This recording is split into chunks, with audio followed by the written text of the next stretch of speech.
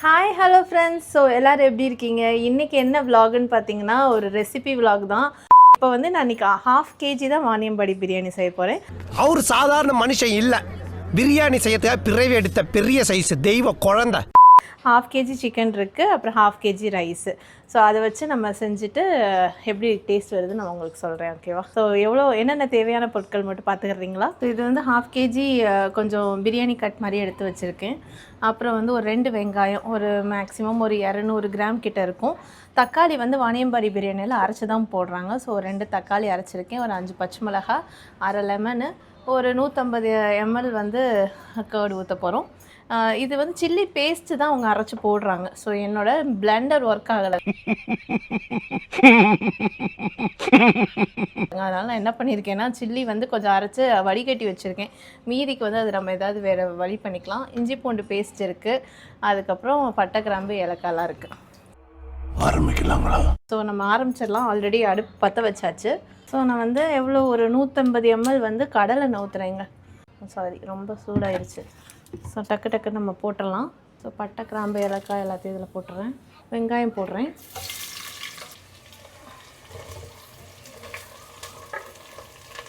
So இதில் வந்து பச்சை மிளகாவும் போட்டுறேன்.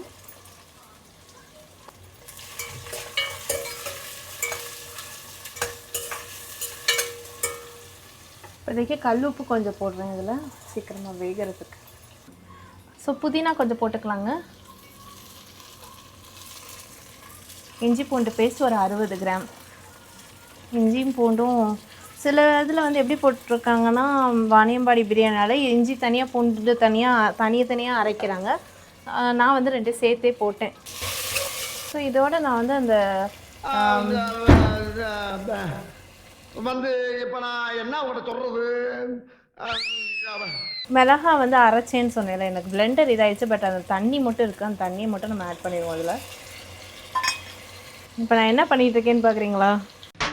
உரலை எடுத்து உள்ளங்கையில் வைக்கவும், வச்சாச்சு படி தேடி கண்டுபிடிச்சு மிளகாய் உரலுக்குள் போடவும், போட்டாச்சு. எங்க போட்ட மாதிரி படி.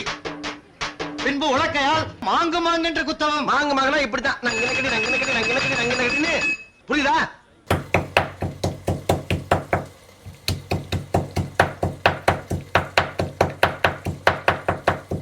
ஸோ இப்போ வந்து நான் கல்லில் வச்சு இடித்து பேஸ்ட்டாக பண்ணி வச்சுருக்கேன். ஆனால் இதை நான் அப்படியே போடுறேன், எப்படி இருக்குன்னு தெரியலங்க, பார்ப்போம்.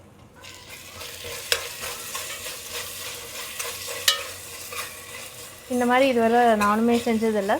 பட் நான் உங்களுக்கு அப்படியே லைவாக எப்படி இருக்குது இந்த மாதிரி பண்ணி பார்த்தான்றதை நான் காட்டியிருக்கேன். ஸோ இது நல்லா வந்து வேகட்டும். ஸோ கொத்தமல்லி மட்டும் கட் பண்ணி போட்டுடலாம். புதினாவும் கொஞ்சம் எக்ஸ்ட்ராவாக நான் ஆட் பண்ணியிருக்கேன். எங்கள் ஃபேமிலியில் வந்து புதினா ஃப்ளேவர் எல்லாத்துக்கும் பிடிக்கும் பிரியாணியில். ஸோ அதனால் எக்ஸ்ட்ராவாக புதினாவும் நான் ஆட் பண்ணியிருக்கேங்க.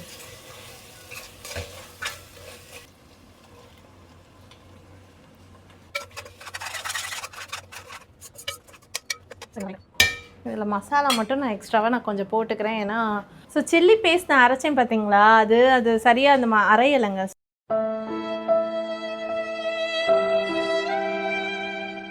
ஸோ அதனால் என்ன பண்ணிட்டேன், அதையும் நான் போட்டிருக்கேன் ஆட் பண்ணி. ஸோ எக்ஸ்ட்ராவாக நம்ம சில்லி பவுடர் வச்சுருக்கோம்ல, அதையும் நம்ம போட்டுருவோம். ஏன்னா மசாலா வந்து ரொம்ப கம்மியாக இருக்கிற மாதிரி தெரியுது. அதனால் நான் ஒரு அரை டீஸ்பூன் மட்டும் போடுறேன், ரொம்ப காரமாயிடக்கூடாதுல்ல. அரை டீஸ்பூன் தான் நான் போடுறேன். அடுத்து ஸோ கரம் மசாலா ஒரு அரை டீஸ்பூன் போட போகிறேங்க.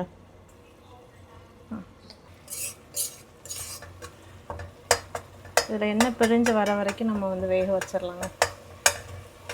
ஸோ இப்போ அடுத்து வந்து நான் ஒரு 150 கிராம் வந்து தயிர் ஊற்ற போகிறேன். ஸோ நம்ம வந்து இப்போ வாணியம்பாடி பிரியாணின்னா உங்களுக்கு ரைஸ் தனியாக லைட்டாக வேக வைக்கணும், வடி பிரியாணி மாதிரி கான்செப்ட் தான்.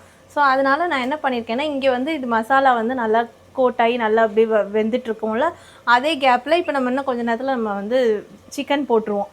ஸோ சைடில் வந்து நம்ம தண்ணி இந்த டைம் ஆன் பண்ணிட்டோன்னா அது நல்லா சூடாயிரும். சூடானோடனே நம்ம வந்து ஊற வச்சு ஒரு 20 நிமிஷமாக ஊற வச்சுருக்க ரைஸை எடுத்து இதில் போட்டுட்டு, அதோடு வந்து கொத்தமல்லி, புதினா, அதுக்கப்புறம் வந்து பிரியாணி இலை இதெல்லாம் போட்டு உப்பு போட்டு கொஞ்சம் ஒரு ஒரு 5 மினிட்ஸ்க்குள்ளே நம்ம அதை வந்து டக்குன்னு எடுத்து இதில் ஆட் பண்ணிடணும். ஸோ அதான் இப்போ நம்ம பண்ண போகிறோம். அதனால் நான் அதை ஆன் பண்ணி வச்சுட்டேன் இப்போவே. இப்போ சிக்கன் ஆட் பண்ணுறேன். கொஞ்ச நேரம் இந்த சிக்கன் வந்து இதிலே அப்படியே கோட் ஆகட்டும்.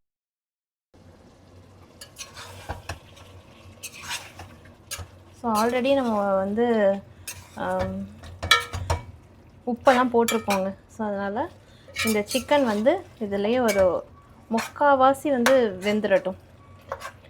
ஒரு 50% சிக்கன் இதில் இப்போ வேகட்டும். அதுக்கப்புறமேட்டுக்கு நம்ம வந்து தண்ணி ஆட் பண்ணலாம். ஸோ இதை மூடி போட்டுடலாம்.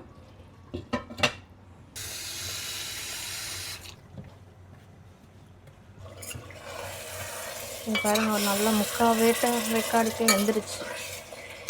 இந்த பாத்திரம் வந்து ரொம்ப நாளாக எனக்கு ஆசை இந்த வாங்கணும்னு. இது வந்து இண்டஸ் வேலையில் வந்து பிரியாணி பாட்டு 2-3 வாட்டி செஞ்சுருக்கேன். பட் எனக்கு வந்து இன்னும் கொஞ்சம் அகலமான பாத்திரமாக வாங்கணுன்னு தான் ஆசை. என்ன பிரியாணி பாட்டு வாங்கினாலும் நம்மளுக்கு வந்து ஆசை போக மாட்டேன் இந்த பாத்திரத்தில் மட்டும். ஐயோ ஐயோ. டேய், என்னடா இந்நேரம் திருச்சிக்கிட்டு இருக்க? என்னாச்சு? Bank balance. அதை நினைச்சேன், சிரிச்சேன். ஓகேங்க, இப்போ வந்து இது ஓரளவுக்கு இதாயிருச்சு. இப்போ இது நல்லா தளன்னு கொதிக்குது. இப்போ நம்ம இதில் என்ன பண்ணிடலான்னா, புதினா கொஞ்சம் போட்டிருக்கேன். ஸோ ரைஸை ஊற வச்சேன் ஒரு 20 நிமிஷம். இப்போ அதை நம்ம நல்லா வடிகட்டிட்டு அந்த தண்ணியில் ஆட் பண்ணிடலாம். ஸோ இப்போ இதில் வந்து ஒரு டீஸ்பூன் கிட்ட உப்பு போட்டுக்கிறேன். வாங்க இதில் ஆட் பண்ணலாம் தண்ணியில். ஸோ இப்போ இதில் வந்து நல்லா கொதிக்குதுங்க. நல்லா கொதிக்கட்டும். இதோட நான் வந்து ஒரு அது பேர் என்ன, ஏலக்காய் போட்டிருக்கேன், உப்பு போட்டிருக்கேன். ஸோ இது கொதிக்கட்டும் கொஞ்சம். இதில் இருக்கிறத நம்ம இதில் மாற்றி போடணும். மேக்ஸிமம் ஒரு 3 நிமிஷத்தில் டக்குன்னு நம்ம இதை எடுத்து வடிகட்டணும். ஸோ இப்போ பார்த்தீங்கன்னா இதில் இருக்க ரைஸ் வந்து ஓரளவுக்கு நீட்டமாக இருக்குது பார்த்தீங்களா. இந்த மாதிரி இதுதான் வந்து பக்குவம். நம்ம போட்டோன்னே ரைஸ் கொஞ்சம் நீட்டுரும். அதுக்கப்புறம் நம்ம அமுக்கி பார்த்தா உடையணும். ஸோ இப்போ உடையுது. ஒரு மேக்ஸிமம் 3 மினிட்ஸ் ஆகிருக்கும். இப்போ நம்ம இதை அப்படியே டக்குன்னு வடிகட்டிடலாம், இல்லைன்னா குழஞ்சிரும் ரொம்ப. ஓப்பன் பண்ணிடலாம்.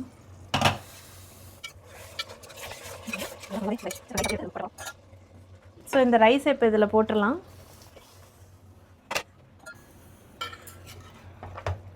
ஸோ எல்லாமே மிக்ஸ் ஆகிற லெவலுக்கு பார்த்துக்கோங்க.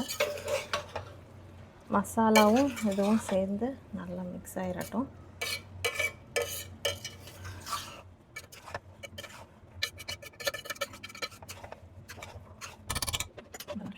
ஸோ இப்போ நான் என்ன பண்ணேன்னா, இதை லெவல் பண்ணிட்டு நம்ம வடிகட்டணும் இல்லைங்க, அந்த தண்ணி இருந்தது பார்த்திங்களா, அந்த தண்ணியை வந்து இதில் நான் ஆட் பண்ணிட்டேன். கொஞ்சம் இருக்கிற இந்த வாட்டரையும் நம்ம இதில் ஆட் பண்ணிடலாம் அப்படியே. ஸோ இப்போ இதில் கொஞ்சம் நெய் மட்டும் நான் ஆட் பண்ணிக்கிறேன். ஸோ இப்போ அப்படியே நம்ம மூடிட்டு இதை வந்து நம்ம தம்மில் போட போகிறோம். ஸோ இப்போ வந்து நம்ம மூடியாச்சுங்க, தம் போட போகிறோம். தோசைக்கல், பழைய தோசைக்கல் எடுத்து கீழே போட்டு மேலே இதை பாத்திரத்தை வச்சிடலாம். ஒரு 15 மினிட்ஸ் மேக்ஸிமம், அதுக்குள்ளே இது தம் ஆயிரும்னு நினைக்கிறேன். ஸோ எப்படி வந்திருக்கு வாணியம்பாடி பிரியாணின்னு உங்களோட நான் சேர்ந்து ஷேர் பண்ணி சொல்கிறேன். ஸோ இது 15 மினிட்ஸ் கழிச்சு எப்படி இருக்குன்னு பார்க்கலாம். ஸோ இந்த ஹோல்லேருந்து நம்மளுக்கு ஏர் வரும், அதனால் அதையும் அடைச்சி விட்டுட்டு, ஸோ நம்ம பிரியாணி முடிந்து விட்டது. எப்படி இருக்குன்னு நான் சாப்பிட்டுட்டு சொல்கிறேங்க. உதிரியாக தான் இருக்குது.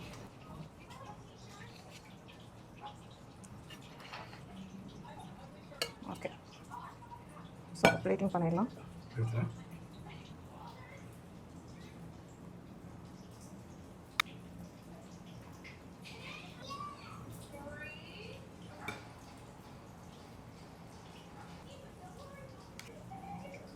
சுவரொட்டி, சிக்கன் 65 பொரிச்சதுங்க.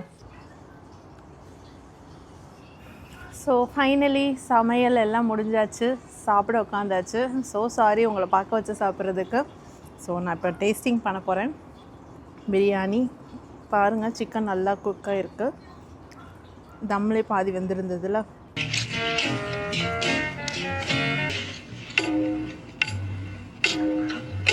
ரொம்ப நல்லா இருக்குங்க. நான் இது வரைக்கும் ட்ரை பண்ணதில்லை. இதோட புது முயற்சி இது என்னோடது. ஏன்னா நான் சில்லி நம்மலாம் யூஸ்வலாக செய்கிற பிரியாணியில் நீங்கள் பார்த்துருக்கீங்களே, நம்ம வந்து மிளகாத்தூள் அப்படி தான் போட்டிருப்போம். இது நான் வந்து இந்த நான் அந்த காமெடியெலாம் நீங்கள் பார்த்துருப்பீங்க, அது இது பிளெண்டரில் போட முடியலன்னு சொல்லிட்டு நான் இதிலே பண்ணேன். பட் நான் டவுட்டாக தான் இருந்துச்சு, நல்லா இருக்குமோ நல்லா இருக்காதோ. ஏன்னா நான் வடி பிரியாணி எனக்கு கொஞ்சம் சம்டைம்ஸ் கன்ஃபியூஸ் ஆகும், நான் பண்ண மாட்டேன். பட் இன்றைக்கி நான் பண்ணது வந்து பர்ஃபெக்டாக இருக்குது. நம்ம அந்த வாணியம்பாடி ஆம்பூர் ஸ்டைல் பிரியாணி மாதிரி இருக்குது.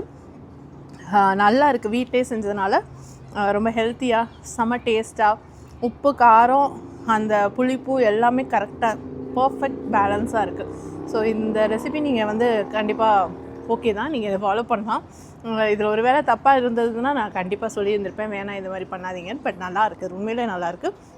நீங்கள் ட்ரை பண்ணிவிட்டு எதாவது டவுட் இருந்துச்சுன்னா நீங்கள் கீழே கேளுங்க, நான் கமெண்ட்டில் உங்களுக்கு வந்து ரிப்ளை பண்ணுறேன். ஸோ இன்னொரு வீடியோவில், இன்னொரு ஸ்பெஷலான வீடியோவில், இன்னொரு ரெசிப்பியில் உங்களை பார்க்கலாம். உங்களுக்கு வேறு ஏதாவது ரெசிபி வேணும்னா கீழே கமெண்ட் பண்ணுங்கள், நான் உங்களுக்கு கண்டிப்பாக நான் வந்து ரெசிபி எடுத்துகிட்டு உங்களுக்கு அனுப்புகிறேன். ஓகேவா? இப்போ நான் வந்து சாப்பிட போகிறேன். டாடா பாய்.